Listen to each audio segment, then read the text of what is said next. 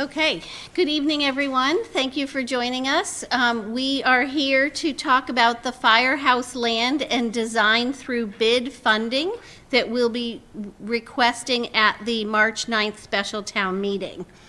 Are you sharing? Yep. So you said I was. Okay.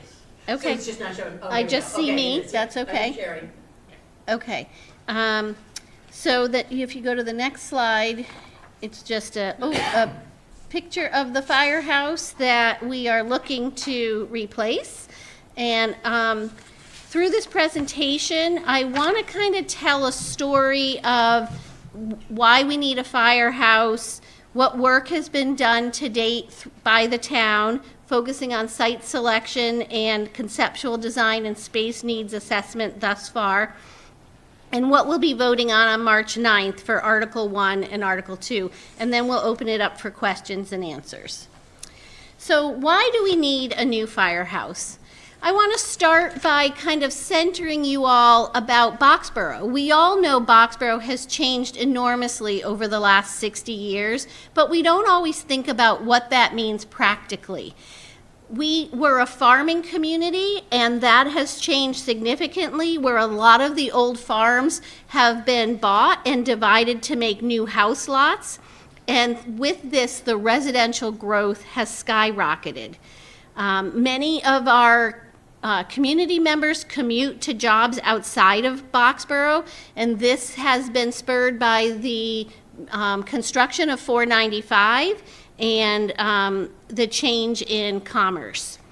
The population had doubled in the 1960s and doubled again in the 1970s. We had fewer than 800 residents in the 60s and more than 5,500 residents today. We've also seen a growth in the number of multifamily buildings in town, and we've seen an increase in office park construction.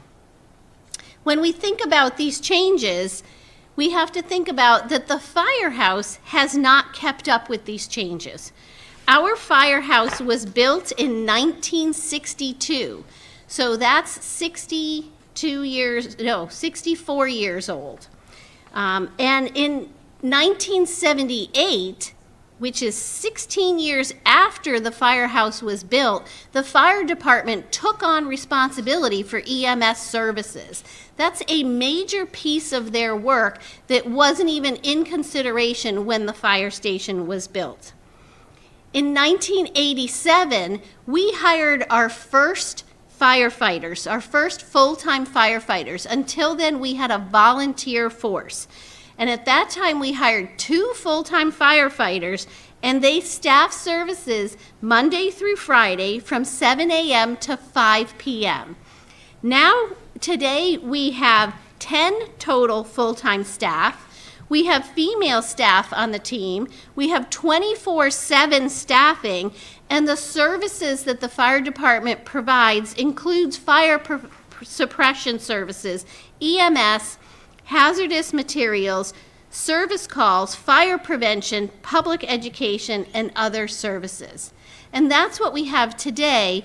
And as we embark on this project, we need to also think about what do we need in the future. Our current firehouse has significant physical and occupational safety concerns for our personnel.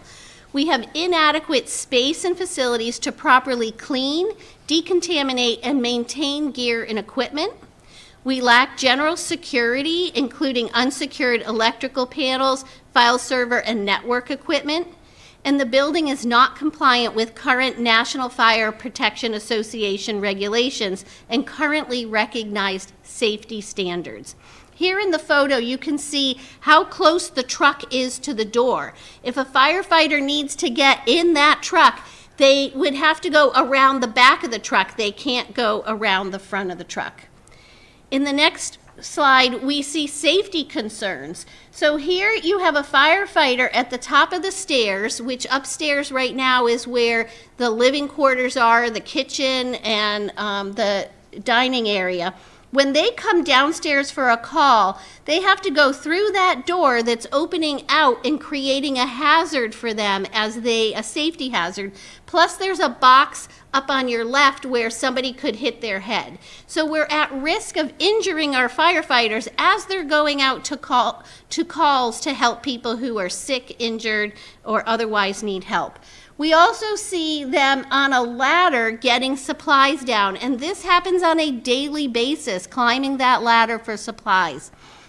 We do not have the proper storage space within our facility to meet the needs of the fire department. Here we see some more concerns about the apparatus bay. This is the space between vehicles, and the firefighter you see is just in normal clothing, not even turnout gear. So if you imagine them all with their full gear on, they can barely fit between the engines to get into the vehicles they need to get into. And in the second photo on the right, you can see there's very little space between the vehicles and the walls. They have to open those vehicles and put equipment in, get equipment out, and it's incredibly tight. We also have equipment safety concerns. You can see here how the equipment is just hanging out in the open. It's not protected, and it's a safety hazard. And here we see the sleeping quarters. This is what we currently have. So in the primary part of the shot, you can see one bed. Over that half wall on the left is a second bed, and then where the sheet is where female firefighters have limited privacy. This is not satisfactory. If you're sleeping, you're not getting good quality sleep here. It's sleep deprivation, which is a problem for our firefighters. Remembering that people live in that building. They go on shifts that are multi-day shifts, and they're living in there and sleeping in there. So clearly we have a need for a new fire station. So what work has the town done to date?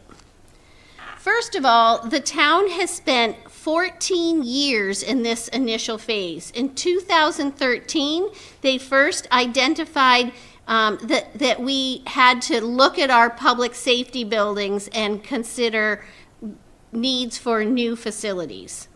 In 2016, the select board formed the first Boxborough Building Committee, and they focused on public safety and the DPW. They did a lot of work, and they did get funds to approve to do some site evaluations. And in 2020, the second Boxborough Building Committee was formed to focus on Stowe Road feasibility for a public safety building, and they were supported by HKT Consulting. Over time, we then went out for our architect services, because once you're over a certain amount of money, you have to put out to bid, a public bid request for architect services. We hired Context Architect, who is currently working with us, and they're a qualified organization, and we hired them. I will mention, though, that they are the only architect firm who responded to our request for bids. And at that time, it was a shift to look at a firehouse only.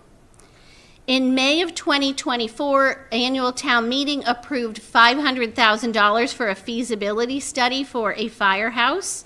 And in July of 2024, the Fire Station Building Committee was established. So that's the third group working on this over this long process. We did intensive site evaluations over time, and as you know, in May 2025, we brought it to town meeting, but there was a zoning problem, and so there was a zoning article that did not pass, and we were asking for design fees at 72 Stowe Road, but because of the zoning problem, that didn't pass either. In October of 2025, we successfully passed zoning that can allow us to build a new fire station in the community. And then at that time, we learned about some new properties that we could look at. We assessed those, and in January, this month, we made a recommendation for 984 Mass Ave as the preferred site. Throughout this process, we have had more than 20 public information events in the past 19 months, including 2 forums today. We will be at Winterfest with an information table, and in February there will be a special town meeting information session. It's a drop-in session at the library for folks who want to get information. We focused a lot on site selection. Across this long time period, various committees have assessed more than 20 properties. They're listed here, so you can see. We've spent a lot of time on this. The current fire station building committee assessed 5 properties in depth. We did geotech and other detailed assessments looking at 14 criteria. In the first round, we looked in depth at 502 Massachusetts Avenue and 72 Stowe Road, and that's when we came forward with the recommendation for 72 Stowe Road. When we didn't pass that at the May town meeting, we went back to the table. In October, some other properties came to light, and we looked in depth at 750 to 832 Mass Ave, 984 Mass Ave, and 1300 Mass Ave. This month, the Fire Station Building Committee unanimously selected 984 Mass Ave, and that was subsequently supported by unanimous votes of the Select Board and the Finance Committee. 984 is conveniently located on Mass Ave. It has flexibility to fit the program and the functions of the fire department. Its location on Mass Ave is well situated to serve the needs of the more densely populated areas of town.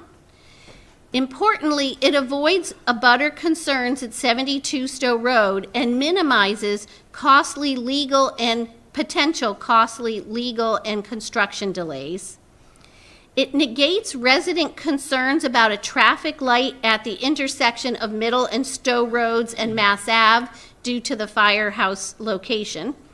And it would allow us to begin addressing the hazardous living and working conditions at the current firehouse, avoiding temporary space needs that the Select Board has been looking into in case this process does not move forward. We have spent time also on conceptual design and space needs assessments. I want to highlight that we have requirements and standards that influence the station layout, features, and size. We have legal requirements through the Mass State Building Code, Massachusetts Fire Code, Architectural Access Board, Massachusetts Energy Code, and local zoning and planning rules. There are also federal requirements from OSHA and from the Americans with Disabilities Act and the United States Fire Administration guidance. There's also standards through the fire industry and National Fire Protection Association. So that's guiding the conceptual design that we have developed so far. I want to talk about some reasons that modern firehouses need more space today compared to 60 years ago. These are driven by the demands of the work, staff and safety code requirements, and facility code requirements and best practices. When we look at the demands of the work influencing the design, one thing is the increased call volume, especially EMS services. Nationally and in Boxborough, EMS services account for more than half of all incidents. We also have expanded apparatus fleet, more vehicles, and larger vehicles to meet the diversified needs, and this all requires larger bays and circulation areas. I want to note that when we have bought some new fire trucks recently, we had to pay extra for them to have shorter vehicles made for us because our bays cannot fit the standard trucks that are being produced. The firefighters also have expanded training requirements, and so they must do much more training than they had to do in the past, and this necessitates the need for training space. But this can also provide space for community education and for safety support. If we think about last Saturday when it was really cold and the fire chief and the fire department and the Burke group worked with the library to provide a warming station, that was from 10 a.m. to 3 p.m. during the operating hours of the library. We could use the training space as a 24/7 space that is already staffed if we needed to in the future for both cooling and warming. Administrative and technology demands also require rooms for IT infrastructure, radio systems, data servers, emergency operations center, and advanced communication systems. We know in our own homes how much this extra equipment takes up space. There are also increased storage needs due to the complex equipment that's used, and this is required by code. We need it for hazmat gear, rescue equipment, a hose rack storage system, and EMS supplies. When we look at staff and safety needs that influence the design, we are required by code to have dedicated decontamination rooms. These are cancer prevention standards. We have to think about the chemicals and gases that our firefighters are coming back with, and they need to decontaminate. It requires separate gear storage, separate decontamination showers, equipment to wash the self-contained breathing apparatus, and gear washing and gear drying equipment. And these all need spaces. We need separate ventilated turnout gear rooms to prevent contamination risks. These are required by code. We have increased personnel and staffing, growing from a small volunteer force to a staffed professional force. We need gender-inclusive spaces, including bathrooms and bunk spaces. These are required by code. We need space for health and fitness rooms for firefighters' wellness. When firefighters go on an emergency, their adrenaline and cortisol levels raise in their bodies. They need fitness space to exercise and burn that off. And they need spaces like the showers. Right now in our facility, there's one shower that is used for daily hygiene for the people who are sleeping there and for decontamination. That is a huge cancer risk. We need to take care of that. We also need private sleeping quarters to reduce sleep deprivation. And there are other facility requirements.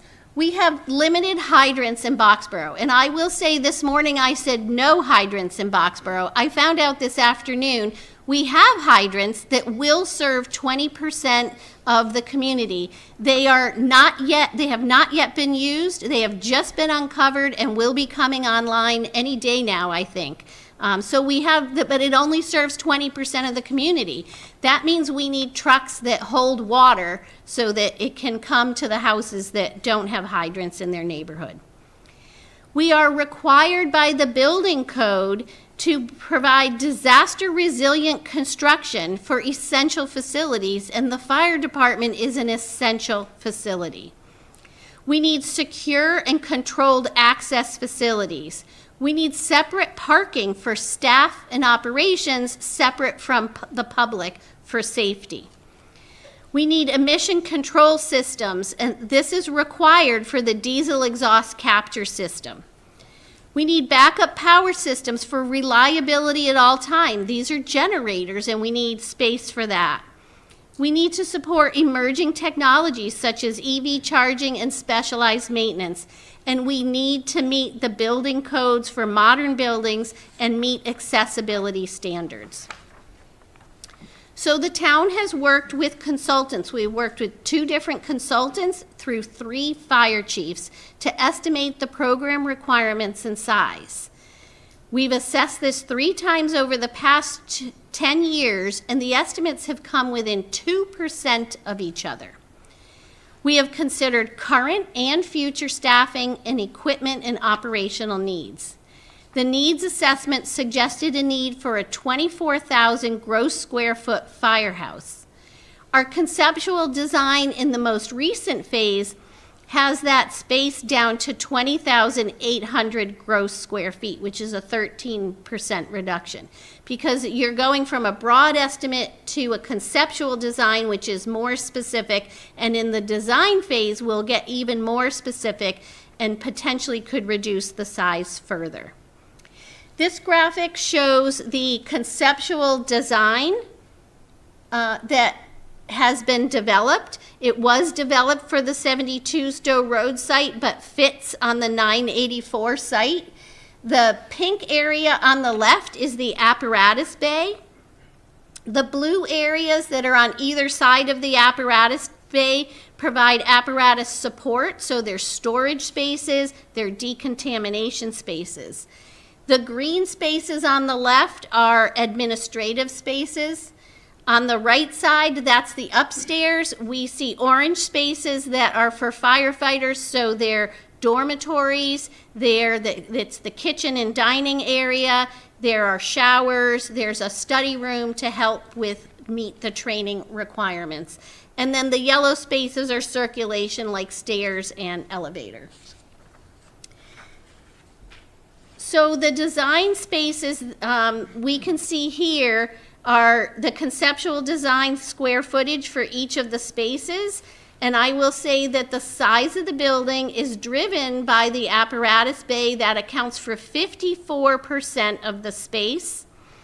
The gear storage and decontamination accounts for another 7%, equipment and other storage at 7%, Burke storage at 1%. So 15% is storage to store all of the important gear and equipment that the firefighters need. 7% is for office space, another 7% is for the firefighter living quarters. This does have a grossing factor because, again, it's conceptually designed. It's not designed with the widths of the walls, the space for the hallways, the stairs. That'll come at a later stage. So, what will we be voting on March 9th? Article 1 is a request for $2.4 million to purchase the property at 984 Mass Ave for a new firehouse. The design of a new firehouse is site-specific. For prudent investment in design, we must own the location. And by owning the location, it also provides full access for all of the testing that needs to happen during the design phase. As I mentioned, 984 came up as a possible firehouse location in October of 2025. But if we don't pass this in March, the owner may not wait beyond March special town meeting. And so we could lose access to this site and have to go back to other options. The town has spent significant time and money studying sites, and we need to move the process forward so we have a new firehouse soon. On this slide, we can see the estimated tax impact of the land purchase. So it's $2.4 million. We have the town value by fiscal year. The tax per $1,000 in 27 would be 8 cents. For an average house valued at $980,490 in fiscal 27, that would be $76 for that owner for the year. And that amount is consistent across the fiscal years. There are assumptions to this model.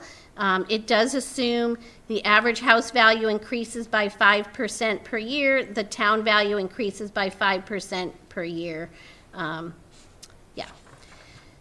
So that's Article 1. Article 2 is requesting funds for a new firehouse design through the bid, funding for that. The funding request is $2,765,910. This will take us through the design phase, which is done in 3 phases, and I'm going to talk about that in more depth in a few minutes. We would prepare the construction drawings, specifications, and get cost estimates. We would pre-qualify general contractors and filed subcontractors as required by Mass General Law, Chapter 149. And we would bid the construction in accordance with Mass General Law, Chapter 149 requirements. Then we would determine the lowest responsible general bid for a new firehouse and bring that cost to a future town meeting. So Article 2 is requesting the $2.8 million to design and bid a firehouse at 984 Mass Ave. This shows the tax impact. It's a similar cost, so it has a similar impact. It's a little bit higher at 9 cents per $1,000 or $88 a year for the average household. We will design in 3 phases: schematic design, design development, and construction documents. This would all be under this design and bid funding. Schematic design is a high-level design phase where we're establishing the project vision. We would define the overall layout and massing. Right now, our conceptual design is a 2-floor building, but it could be a 1-floor. We're going to look at our options and decide that. We're going to think about any adjacencies and basic functional relationships. We'll explore alternative concepts through sketches and diagrams and preliminary floor plans. And there'll be an initial cost estimating that's done based on rough quantities and benchmarks. The Town of Boxborough, the Fire Station Building Committee's decisions would focus on direction at this stage, not on the details. Then we move to design development, where we would refine the chosen concept and build it into a coordinated design. We would look at the major systems and define them: the structural layout, the mechanical, electrical, and plumbing strategies, the envelope systems, and materials. We would have plans and elevations and sections developed with real dimensions and realistic design intent. We would coordinate across the disciplines: the architectural, structural, the mechanical, electrical, plumbing, civil, and landscaping, so that it becomes a cohesive and central plan. We would update our cost estimates reflecting real systems and selection. And whenever we get cost estimates, we'll be talking about value engineering to keep those costs as low as possible. And then the owner's decisions get more detailed oriented, confirming materials, systems, and performance expectations. Then we move into the construction documents. These are the final technical documents that are used for bidding, permitting, and building. So we would have full, detailed drawings and specifications. They would provide dimensions, details, schedules, product requirements. We would have coordinated engineering information so that it's locked in so contractors can price and build accurately. Code compliance would be finalized and documents would be prepared for permit submission. The bid packages would be created, enabling competitive pricing. And the contractor would receive precise instructions for fabrication, installation, and construction sequencing. We will use what Massachusetts calls a design bid build process. And this is for public building construction, and it's tightly regulated by Mass General Law, Chapter 149. In this process, we will prepare final designs, specifications, and bid documents for competitive building, including detail for all the trades.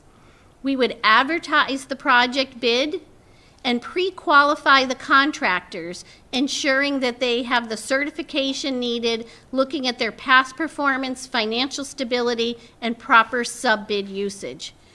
We would conduct filed sub-bid process for required trades. So any of the subcontractors that are going to work on this, we would be assessing them to ensure prevailing wage and OSHA training requirements.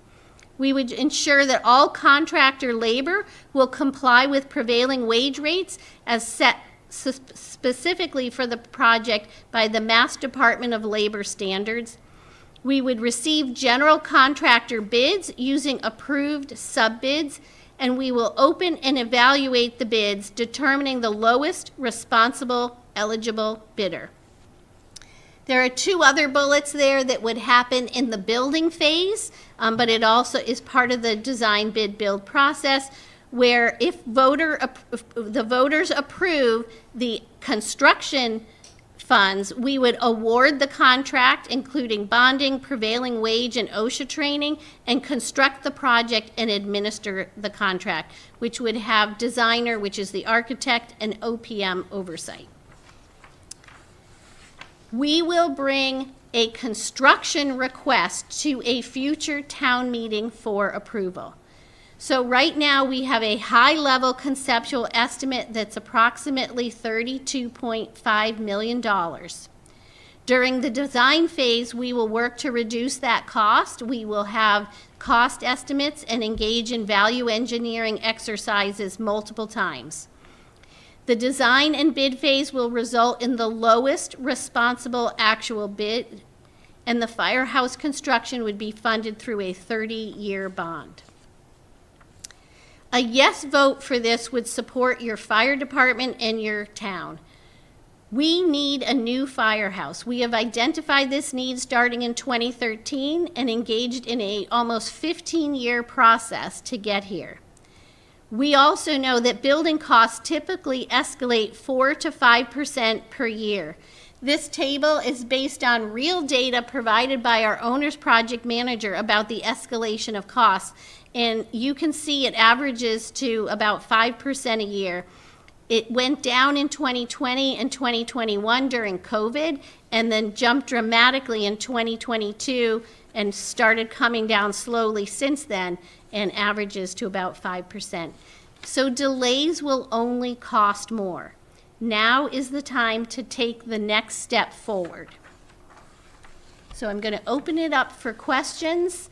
I will ask people in the room, if you're able to please go to the mic in the center. If you need to, we can bring you a microphone. People online, please raise your virtual hand or turn on your video and raise your real hand, and we'll also get to you. So we'd love to hear your questions.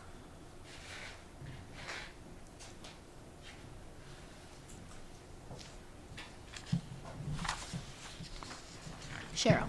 Hi, Cheryl Mahoney, Liberty Square Road. This may be more of a question for Maria about, no, it's okay, it's about money. All right, so I know when we consolidated into one school district, myself and my neighbors saw a significant jump in our property values. Not the taxes, but the value themselves. Is there a possibility that providing this kind of improvement to our infrastructure would make Boxborough more attractive for potential homeowners? And also, is there a possibility that insurance companies would look more favorably on us if we had a superior public safety infrastructure? All of those questions are above my pay raise, my pay grade. I really don't know about whether or not, I mean, I assume better infrastructure will help our property values, but I can't say that. I'm not a realtor. I will say I recently had my insurance broker look into how close I was to the fire station, and I did get a slight discount on my insurance because we're all within, there's like a 2-mile radius of a fire station. That said, I don't know if a new fire station, I mean, those are questions kind of outside my lane. I've done a little bit of research to see if it increases your property value, and well, actually people were asking, does it decrease your property value to have it close to your home? And the answer is no, it doesn't decrease it to have it close to your home. Sometimes it has increased it. And for people, like Maria's saying, there is a radius. So some of us might slip outside of that radius while others slip inside. So for insurance, individual homeowner insurance purposes, it would vary depending on your proximity. We have one person online, right? Okay. Unmuting the King family. Okay, online, Ping family? Good evening. Yeah, thank you. I just wanted to say first, the presentation provided context I was lacking about the long road it's taken to get to this spot, and I can really appreciate the complexity and the challenges there. I have kind of two questions, I guess. One would be, I think you have, but could you just speak to considerations for consolidating fire and emergency services support with neighboring towns? Because fundamentally, this is a remarkably expensive investment, and the infrastructure is just evolving, as you pointed out, and sharing the costs seems like a prudent thing to consider. So that's the first thing. And the second one is, I'm probably among many who's concerned about how fast my property taxes have already gone up. And I'm very concerned about this kind of investment raising the property taxes even more. And you know how hard it is. You talk to how to project this, but it's hard to do. Thank you. What's a reasonable expectation for the quality of infrastructure we need without driving people to leave the town? Right. Thank you for those questions. Mike, do you want to handle that first one about consolidating or regionalizing services with other communities? Mike John's going to answer that, our town administrator. Thank you. Sure. This is something that the chief and I have talked about. It's something we have looked into. I've spoken with other managers in surrounding communities about. And so we have given it some consideration and analysis, and it doesn't seem that there is a partner in the area that's looking to do that. There's also concerns about response times. Most of our calls, I would say more than half, are medical calls. And if we move, let's say we regionalize with another community, one of our neighbors, let's say, and we're receiving the services from another town, that means the response times to our town are that much longer, especially folks on the opposite side from the neighboring community where that is. So if you're talking about, to either side of us, Acton and Littleton both have fairly new modern fire stations, so I doubt that they're going to want to go in on a fire station, building a fire station here. So it would mean moving those services to out of town and increasing the response times to residents in this community. I think and maybe the chief can speak to this, but I think there's a significant process to go through to create a fire services district, and that's what we would have to do. First of all, we'd have to find partners to do this, and then we'd have to go through the legislative process with the state. And my understanding is that that's about a 5-year process to do that, similar to what you would have to do to join a regional water district, except in this case, it's actually more complicated and probably tougher to find partners. I don't know if that's something the fire chief can speak to at all. Actually said it perfectly. And the other part of the issue is that the labor issues that we run into is all of the departments around us are unionized. Our department is unionized, and then we run into the negotiation and labor issues of trying to bring multiple unions together. And it's a process. It's not something that can happen overnight. Like the town administrator said, this would probably be somewhere between a 5 to 7 year process to try to regionalize with other communities.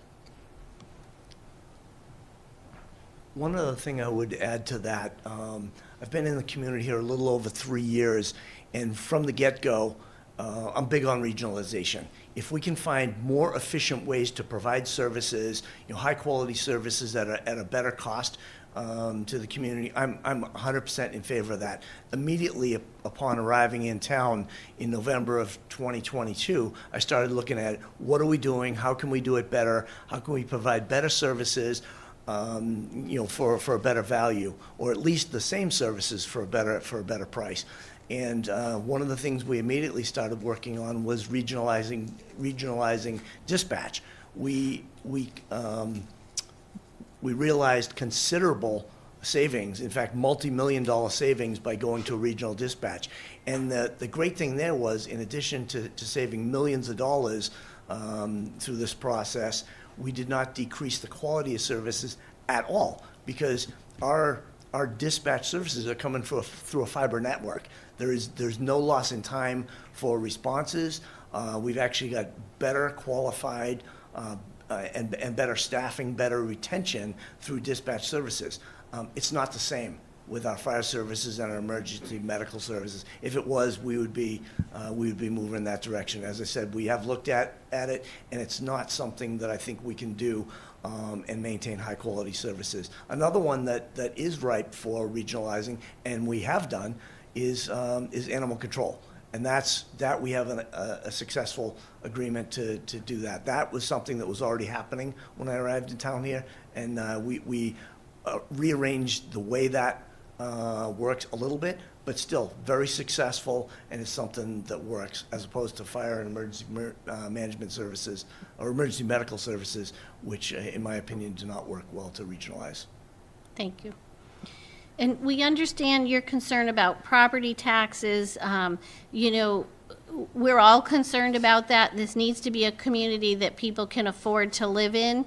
But there are risks to the community right now. The select board has requested the town manager to estimate the cost for temporary facilities for the firefighters, because if we can't move this process forward, we're going to have to move them into temporary facilities, because the facilities we currently have are not safe enough and are problematic.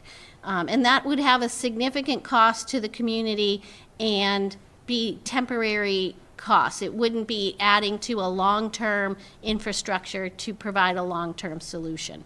I will say, you know, I've emphasized that we will go through processes of cost estimating and value engineering to get it to the lowest cost possible that meets the needs of the community. We are not looking to build the Taj Mahal. Have you seen Lincoln's new I think it's a public safety building? We're not going at that level.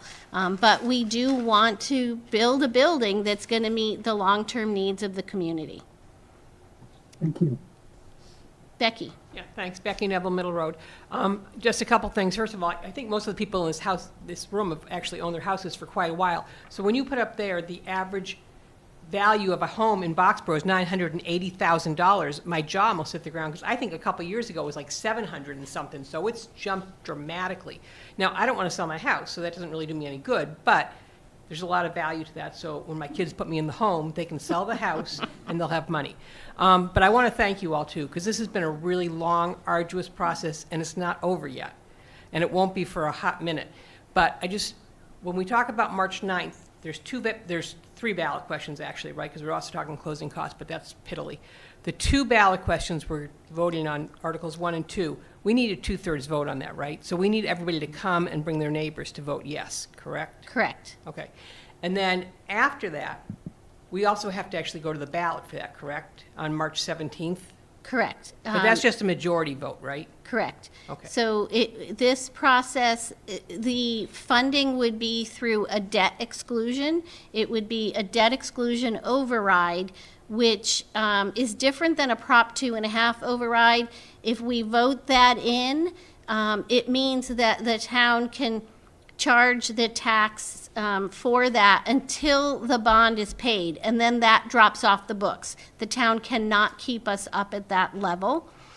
So that would happen, and it requires a majority vote, and we are holding it on March 17th. But town meeting requires 2/3. Town meeting correct? requires a Okay. 2/3 vote. Thank So it is multiple steps. Kathy. Hi. I'm new to this property. Does anything have to be removed? I think there's a couple buildings nearby. Are those going to remain? And will the access be from the small road or right off of Mass Ave? We've looked at it. We expect the access would be off of Sarah's Way. And there's two buildings, two small buildings on it that would be demolished as part of this process. Okay. And then the other question I have is, does the price or the cost estimate include removing the old fire station, or is that a different thing?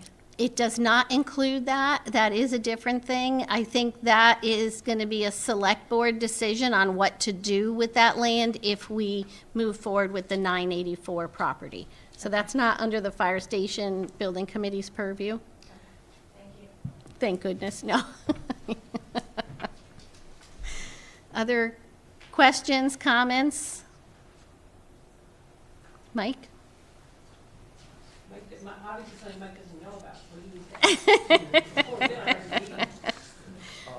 I had a couple of notes that I had shared, some additional information at the earlier session at 11 o'clock this morning, and I want to share that. But in regards to your question about the demolition of the existing fire station, when we were looking at possibly building at that site, there was an amount carried for demolition of that building. It was about $200,000, as opposed to when we were looking at the possibility of 1300 Mass Ave with a much bigger building, that was about an $800,000 demolition.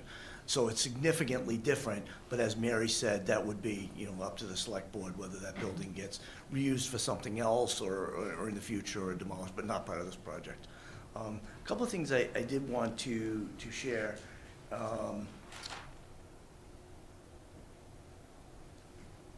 Is the, related to a couple of the slides that Mary showed, there was one picture that's showing a firefighter coming down the stairs in the fire station, and I know she mentioned an obstruction. As you're coming down, and I took the walk down those stairs my first day on the job 3+ years ago, and it struck me that a firefighter in a hurry going to respond from the second floor of the fire station has to come down, kind of duck to not hit their head on a thing that's jutting out from the wall, and then from the first or second step, before they get down to the ground level, they have to reach to the glass door, pull it the wrong way in, and then get out. Two really unsafe things that I hate to see our firefighter EMTs have to deal with. And I'm concerned, first of all, for the safety of our people. Second of all, I'm the one that deals with, along with the chief, when we have injured on duty firefighters. We have one person out right now with a shoulder injury, and they have a very dangerous job. They're responding to medical calls, sometimes to hostile situations, fires, hazardous materials, and that's what they signed up for. That's the job they do, and it's a very dangerous job. They should not be in danger when they're in their own firehouse. That's where we need to provide them a safe environment and give them comfortable, safe place where they're not further exposed to the carcinogens that they were already exposed to in the fire that they were out fighting. There's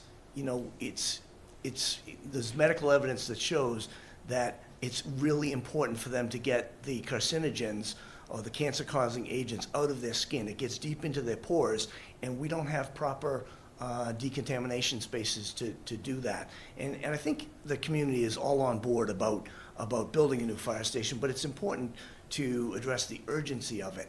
As Mary mentioned, there's one shower.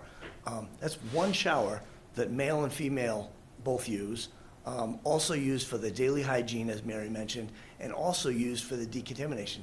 It flies in the face of every safety regulation and every decent human condition that we should be providing. So I just want to point those things out. Obviously we're going to be paying a lot for engineers, contractors, et cetera, to build this building.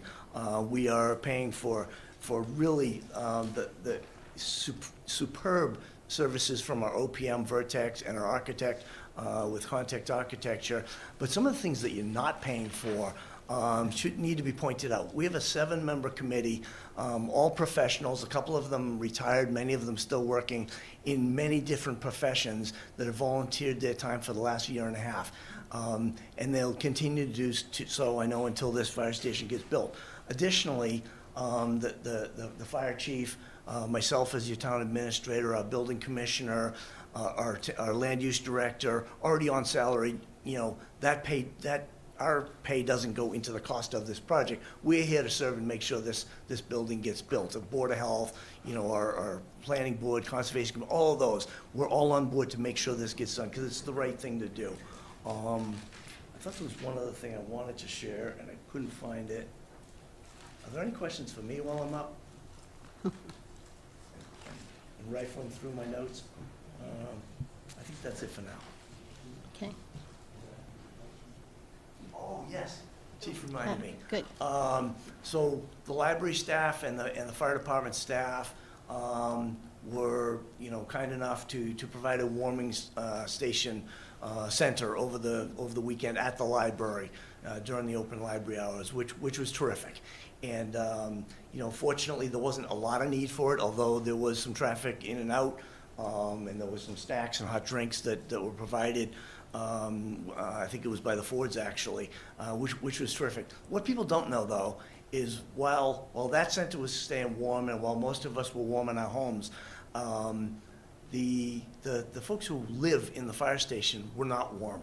When the temperatures went below 20 degrees, the mini splits that heat the living quarters and the office spaces in the fire station were not operating. So while we had heat in the apparatus bay, that's not where they sleep, that's not where they live, that's not where they eat. The rest of the living spaces were not heated anytime it was below 20 degrees. Just one more sign, in addition to the leaks in the building, the drafty windows, you know, all the other things that are falling apart in this building, why we need to move quickly and get a new fire station built for the community. Thank you. Yes. Kathy and Ron Cisco have raised their hand, put it down, and raised it again, so I just want to Okay, see yeah. if they want to speak. You want to raise your hand again, Kathy or Ron?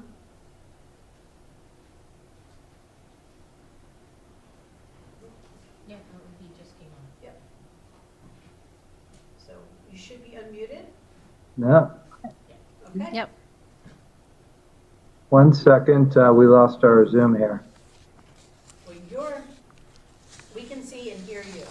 Okay, I couldn't unmute at first, but I'm enabled now. Just a comment, another resident made on regionalization. And this is more directed to Michael Johns, but we have a certain town rating from the state based on our fire resources in town. And all of our homeowners insurance, I guess, is based on that rating. So it would have a significant impact potentially if we were to do something different than having fire resources in town. And maybe somebody else that is more familiar with that town rating could comment on that. Possibly Michael Johns. Mike or the chief? The chief's going to take that one, Ron. Okay. Hi, Ron. Thanks. Thanks for your question. I'll field that. I believe, Ron, what you're speaking about is our ISO rating for the community. He went away. Okay. There's a number of criteria that the ISO and the insurance rates are based off of. And forgive me, I wasn't prepared to talk about it, but there's it comes down to water supply, the amount of training that your fire department does, the apparatus. So yes, there is the potential. I'm not going to say it could definitely happen, but there is definitely the potential that if the fire department weren't to be in town, then yes, the ISO rating would dip and it would result in increased insurance costs.